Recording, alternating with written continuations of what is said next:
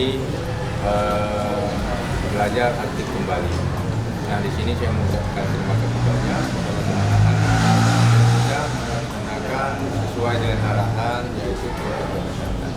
Makanya di sini saya cek, kemarin saya cek juga di SMP, di SMA, dan juga di MTS, di madrasah. Jadi alhamdulillah. Mudah-mudahan yang hari ini saya lihat kondisinya sudah luar biasa. Mudah-mudahan ini saya mohon kepada Pak Kadis, kepala sekolah, dan guru